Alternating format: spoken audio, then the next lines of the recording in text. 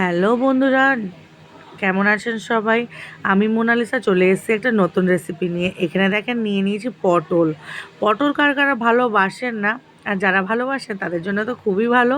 আর যারা ভালোবাসেন না তাদেরকে এই রেসিপিটা করে খাওয়ান, ওরা জাস্ট পটলের প্রেমে পড়ে যাবে। এক থালা ভাত কোথায় উড়ে যাবে আপনারা বুঝতেই পারবেন না। আর দেখে নিন, এখানে পটলগুলোকে দুফালা করে নিয়েছি, একটু একটু খোসা রেখে পটলগুলোকে চোকলা ছাড়িয়ে নিয়েছি, আর পটলের মাঝখানে যে দানা অংশগুলো ওইগুলোকে বের করে নিয়েছি। আর এখানে নিয়েছি অল্প একটুখানি চিংড়ি মাছ, চিংড়ি মাছটাকে ভেজে নিয়েছি। আর নুন হলুদ মাখিয়ে পটলগুলোকে একটুখানি তেল দিয়ে ভাপাতে রেখে দিয়েছি। পটলগুলো যেই একটুখানি নরম হয়ে আসবে পটলগুলোকে তুলে নেবো। বন্ধুরা, যারা যারা নতুন আছেন প্লিজ সাবস্ক্রাইব করে নিন আমার চ্যানেলটাকে, যেটা হচ্ছে মোনালিসা লাইফস্টাইল। আর লাইক কমেন্ট করতে ভুলবেন না। এখানে দেখে নিন বন্ধুরা, মশলা নিয়ে নিয়েছি লাল শুকনো লঙ্কা, কয়েকটা রসুনের কোয়া, কাঁচা লঙ্কা আর কালো জিরে। তো বন্ধুরা, এগুলো আমরা বাটার সময় ইউজ করব। আর আপনারা চাইলে পেঁয়াজ দিতেও পারেন, নাও দিতে পারেন, আমি দিইনি বন্ধুরা। আর পটলগুলোকে এই যে তুলে নিয়েছি এবারে। আর বন্ধুরা, প্লিজ লাইক কমেন্ট শেয়ার করতে ভুলবেন না। আর যারা নতুন আছেন প্লিজ আমার চ্যানেলটাকে সাবস্ক্রাইব করে নেবেন। তো বন্ধুরা, চলো এবারে দেখে নিই। এইখানে আমি এই যে সাদা অংশটা আছে এটাকে কিন্তু ভাজিনি, আপনারা চাইলে একটুখানি ভেজে নিতে পারেন। আমি কিন্তু এটাকে ভাজিনি, যেভাবে ছিল সেভাবেই এটাকে বেটে নিয়েছি। আপনাদের যদি হাতে সময় থাকে আপনারা এটাকে শিলে বেটে নিতে পারেন। আমি কিন্তু গ্রাইন্ডারের জার ইউজ করেছি, যেহেতু আমার কাছে সময় ছিল না বলে।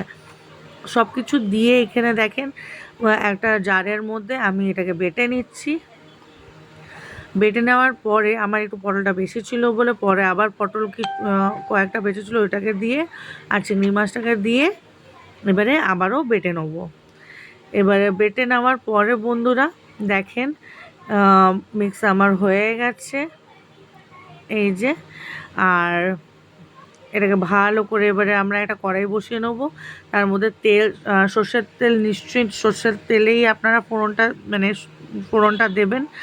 আর সর্ষের তেলের মধ্যে আমি কালো জিরে ফোড়ন দিয়ে দিয়েছি। এখানে আপনারা শুকনো লঙ্কা চাইলে দিতে পারেন, আমি দিইনি। ঝালটা অনেকটাই বেশি হয়ে যাবে ওই জন্যই আমি দিইনি। আর দিয়ে দেবো পুরো মিক্সটা। এখানে মিক্সটাকে দিয়ে নিয়ে আমরা ভালো করে এটাকে এবারে শুকিয়ে নেবো বন্ধুরা। যতক্ষণ না শোকাচ্ছে, জলটা মরছে, ততক্ষণ ভালো করে নেড়ে যেতে হবে। আর স্বাদ অনুযায়ী নুন দিয়ে দিয়েছি বন্ধুরা। নুনটাকে দিয়ে ভালো করে এটাকে মিক্স করে নিয়েছি। এটা সময় লাগে কিন্তু এতটাই টেস্টি হয় খেতে। আমার তো মনে হয় না যে এইভাবে পটল কেউ হয়তো রেসিপি দেখিয়ে থাকবে।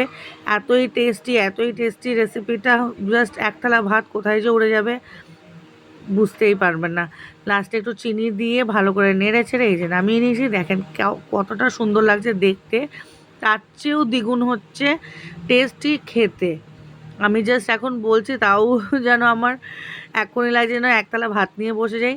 তো বন্ধুরা, একটা নতুন রেসিপির সাথে আবারও আসবো। Till then by.